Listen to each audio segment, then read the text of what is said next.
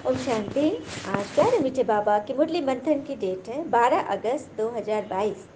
तो मीठे मीठे बाबा ने मीठे बच्चे से कहा, बाबा का फरमान है, देही अभिमानी बनो, पवित्र बनकर सबको पवित्र बनाओ, निश्चय बुद्धि बन बाबा से पूरा वर्षा लो। तो देही अभिमानी बनना है, क्योंकि हम सब देह अभिमान में हैं और देह का तो धर्म ही है काम, क्रोध, लोभ, मोह, अहंकार, ईर्ष्या, आलस, राग, द्वेष, भय, अलबेलापन, इन सब बातों में टिके रहना। उससे भगवान हमें छुड़ा रहे हैं। हाँ, चलिए कथा को समझते हैं। एक दिन एक स्कूल की शिक्षिका ने अपने क्लास में बच्चों के साथ एक प्रयोग किया, निश्चय किया प्रयोग करने का।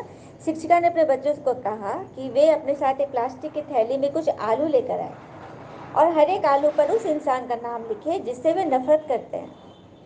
दूसरे दिन हर एक बच्चे ने वे जितने लोगों से नफरत करते थे उतने आलू प्लास्टिक की थैली में डालकर अपने साथ स्कूल में ले आए।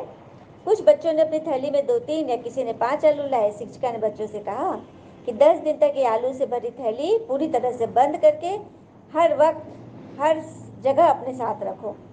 जैसे जैसे दिन बीतते गए बच्चों ने सड़े हुए आलू के दुर्गंध की शिकायत करनी शुरू कर दी। जिन बच्चों के पास 5 आलू थे उन्हें उसे उठाने की मशक्कत करनी पड़ रही थी। 10 दिन बाद जब प्रयोग समाप्त हुआ तो बच्चों ने राहत की सांस ली। तो शिक्षिका ने बच्चों से पूछा कि आपको इन आलू को संभाल कर रखना कैसा लगा। बच्चों ने शिकायत करते हुए कहा, हमें बदबूदार थैली अपने साथ हर जगह ले जाने में काफ़ी तकलीफ हुई। तब शिक्षिका ने प्रयोग में छिपे हुए राज से परिचित कराया। उन्होंने बताया कि यही आपकी अवस्था है। जब आप अपने दिल में किसी के प्रति नफरत, क्रोध, व्यर्थ की बातें, क्वेश्चन लेकर जीते हो ना, तो बदबूदार दुर्गंध जैसी नफरत आपके हृदय को दूषित करती है। आप 10 दिन तक भी इस दुर्गंध को नहीं झेल पाए तो सोचिए, किसी के प्रति जो हमारे नेगेटिव भाव है वो अपने हृदय और मन में हम कई दिनों तक कैसे रख सकते हैं? क्या उससे हमारी आत्मा दुर्गंधित नहीं हो जाएगी? आत्मा दूषित होगी ना। इसीलिए दूसरों को क्षमा करना, अपने ऊपर ध्यान देना, अपनी कमी कमजोरियां देखना, यही सबसे बड़ी समझदारी है। और कहते हैं ना कि कोई हमारी गलतियां निकालता है तो हमें खुश होना चाहिए, क्योंकि कोई तो है जो हमें पूर्ण दोष रहित बनाने के लिए अपना दिमाग और समय दोनों दे रहा है। क्या बात है। तो बनना है ना सबको देही अभिमानी। हाँ, सारे देह अभिमान के ये सारे जो लक्षण है ना, किसी की बात, किसी के दर्द, किसी की फीलिंग, नेगेटिव फीलिंग अपने साथ ढोते नहीं चलना है, हटाते जाओ। ठीक है, क्षमा कर दो, आगे बढ़ जाओ। प्रश्न है, पहला प्रश्न, अंत में शरीर छोड़ने समय हाय हाय किन्हों को करनी पड़ती है? उत्तर, जो जीते जी मरकर पूरा पुरुषार्थ नहीं करते, पूरा वर्षा नहीं लेते, तो अंत में हाय हाय मतलब पछताएंगे ही ना, क्योंकि लास्ट समय तो कुछ भी नहीं मिलेगा ना। दूसरी पॉइंट, दूसरा प्रश्न, इस समय अनेक प्रकार के लड़ाई झगड़े व पार्टीशन आदि क्यों है? क्योंकि सब अपने असली पिता को भूल ऑर्फन, निधन के बन गए हैं। जिस माता पिता से घनेरे सुख मिलते उसे भूल सर्वव्यापी कर दिया है, इसलिए आपस में लड़ते झगड़ते रहते हैं। बहुत सुंदर है। 1-2 दिन पहले भी मुरली में आया था कि मनुष्य के मन में जो प्रश्न है उसमें 2 भूलें हैं। पहला भूल तो मन को शांति चाहिए, तो मन को शांति तभी मिलेगी जब वो परम धाम में होगी, मतलब चिरकालीन शांति, सदाकाल की शांति। और दूसरा, ईश्वर सर्वव्यापी है, तो ईश्वर सर्वव्यापी है तो फिर ईश्वर अंदर ही है, हर एक आत्मा के अंदर है, तो वो शांति क्यों मांग रहे हैं? जब वो शांति के सागर, पूरी अथॉरिटी अंदर बैठा है तो शांति क्यों मांग रहा? फिर कौन देगा शांति, है ना? तो ईश्वर सर्वव्यापी कहना सबसे बड़ी भूल है। इसी कारण अनाथ बन गए, अपने पिता को भूल गए और आपस में लड़ते झगड़ते रहते हैं। गीत है, ओम नमः शिवाय, ओम नमः शिवाय, ओम नमः शिवाय, ओम नमः शिवाय। पितु मात सहायक स्वामी सखा, तुम ही सबके रखवारे हो। जिसका न कोई हो साथी यहाँ, तुम एक जगत के सहारे हो। पितु मात सहायक स्वामी सखा, तुम ही सबके रखवारे हो। ओम शांति। ये किसने कहा ओम शांति? आत्मा ने शरीर की कर्मेंद्रियों द्वारा कहा। आत्मा है अविनाशी, शरीर है विनाशी। आत्मा एक शरीर छोड़ दूसरा लेती है। आत्मा सबसे जास्ती 84 जन्म लेती है। इनको कहा ही जाता है 84 जन्मों का चक्र। ऐसे नहीं कि सभी 84 जन्म लेते हैं, क्या बात है। जो 16 कला संपूर्ण नंबर 1 संवत में जाएंगे सत्युग में, वे ही 84 जन्म लेंगे। बाकी के किसी के 80, किसी के 69, ऐसे ऐसे करके सबके जन्म होंगे। बाकी मनुष्य तो इन बातों को नहीं जानते। मतलब ये सब बातें तो परमात्मा ने आकर हमें बताया ना। बाबा कहते हैं भारत में आज से 5000 वर्ष पहले देवी देवता थे। वे सभी मनुष्य थे, परंतु सर्वगुण संपन्न 16 कला संपूर्ण थे। यह है उन्हों की महिमा। वहाँ हिंसा होती नहीं, विकार में जाते नहीं। उन्हों को कहते हैं संपूर्ण निर्विकारी। विकारी मनुष्य उन्हों की महिमा गाते हैं, क्योंकि अपने को हम क्या क्या आरती में क्या गाते हैं, तुम सर्वगुण संपन्न, हम निर्गुण। हाँ, हम दास, चरणों की धूल। अपने आप को कितना गिरा लिए, और उनकी पवित्रता के कारण उनकी महिमा करते हैं। हाँ, तो वही बाबा कह रहे हैं। और सर अपने आप को भी नहीं पहचानते, आत्मा को भी नहीं जानते, परमात्मा को भी नहीं जानते, तो ऑर्फन बन गए। तो बाबा आकर हमें यह रहस्य बता रहे हैं कि बाबा ने कहा भाषा पर भी कितने झगड़े होते हैं, क्योंकि पारलौकिक माता पिता को कोई जानते नहीं। भारत स्वर्ग था, यह भी किसी को नहीं पता। स्वर्ग के बारे में क्या जानते थे हम लोग, कि स्वर्ग कहीं ऊपर में है। स्वर्ग कहने से दृष्टि ऊपर की जाती है, ऊपर कोई नहीं, ऊपर तो आकाश है, पोलार है। स्वर्ग यही भारत में ही होगा, और इस दिल्ली में ही, दिल्ली राजधानी बनेगी। हाँ, अब फिर से स्वर्ग होना है। बाबा वैर समझाते हैं, सर्वव्यापी कहोगे तो फिर वर्षा कैसे मिलेगा। तो जरूर बाबा चाहिए ना, वर्षा देने वाला भगवान पिता चाहिए ना, जो हमें वसीयत दे।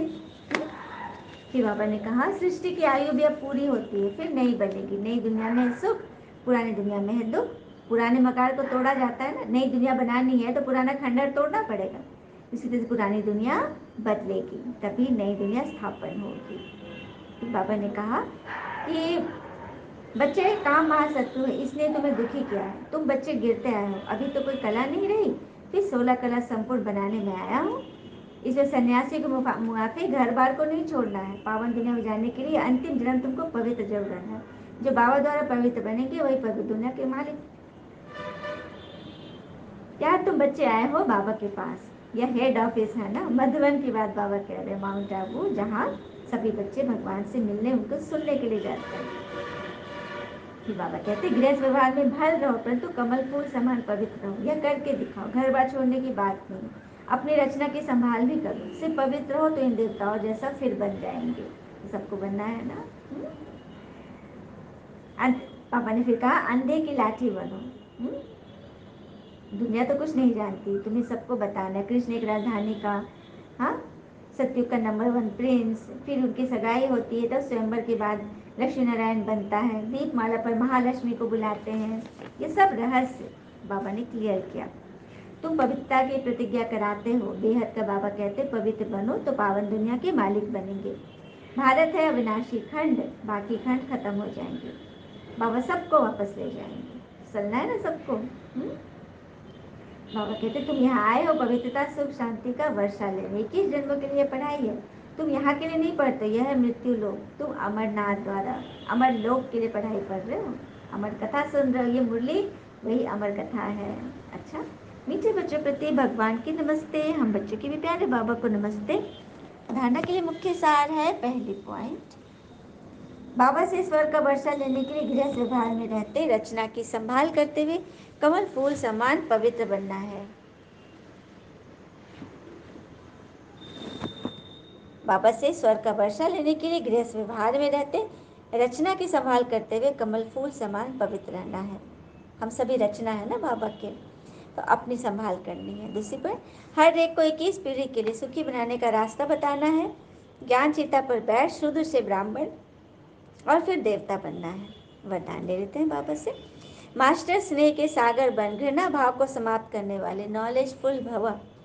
मास्टर स्नेह के सागर बन, घृणा के भाव को समाप्त करने वाले, नॉलेजफुल बनो। कैसे करेंगे, तो नॉलेजफुल अर्थात ज्ञानी तो आत्मा बच्चे हर एक के प्रति मास्टर स्नेह के सागर होते हैं। उनके पास स्नेह के बिना और कोई चीज कुछ भी नहीं होती। आजकल संपत्ति से भी ज्यादा स्नेह की आवश्यकता है। तो मास्टर स्नेह के सागर बन, अपकारी पर भी उपकार करो। जैसे बाबा सभी बच्चों के प्रति रहम और कल्याण की भावना रखते हैं, ऐसे बाप समान क्षमा के सागर और रहमदिल बच्चों में भी किसी के प्रति घृणा भाव नहीं होना चाहिए। भगवान ने कभी हमसे घृणा किया? हम इतने विकर्मी थे, इतने हम रोज बाबा पढ़ाते, रोज रोज हम मिट्टी में लिपट जाते, लेकिन बाबा ने कभी भी नहीं हमें बुरा भला कहा। कितना रहमदिल बन बाबा हमें रोज रोज पढ़ाते हैं। तो वैसे ही हमें भी बनना है ना, मास्टर प्रेम के सागर, स्नेह के सागर। स्लोगन, हदों को समाप्त कर बेहद की दृष्टि और वृत्ति को अपनाना ही यूनिटी का आधार है। हदों को समाप्त कर बेहद की दृष्टि और वृत्ति को अपनाना ही यूनिटी का आधार है। तो हदें समाप्त कब होगी? जब हम यह समझेंगे कि हम बुद्धिमान हैं। बुद्धिमान किसे कहते हैं? देखो, किताबों का ज्ञान, शास्त्रों का ज्ञान, ये सब को हम विद्वान कह सकते हैं, लेकिन जो खुद का ज्ञान समझ ले, कहते हैं ना, लोगों को ज्ञान का अभिमान होता है, लेकिन अभिमान का ज्ञान नहीं होता कि मेरे अंदर अभिमान है। सूक्ष्म में भी मैं बनाना, मेरा कहना, ये अभिमान है। सब कुछ बाबा को सौंप दो। यही है हदों को समाप्त करना। सारी हद समाप्त करो। इन आंखों से जो कुछ भी दिखाई दे रहा है वो सभी एक हदें है, एक बंधन है। उनको तोड़कर, उनको छोड़कर बेहद की दृष्टि वृत्ति को अपनाओ। आत्मिक भान रखो। यही है यूनिटी का आधार, एकता का आधार, वननेस की भावना इसी से फैलेगी। अच्छा, ओम शांति। शुक्र मीठे बाबा और बाबा के प्यारे प्यारे बच्चे। All is well always. ओम शांति।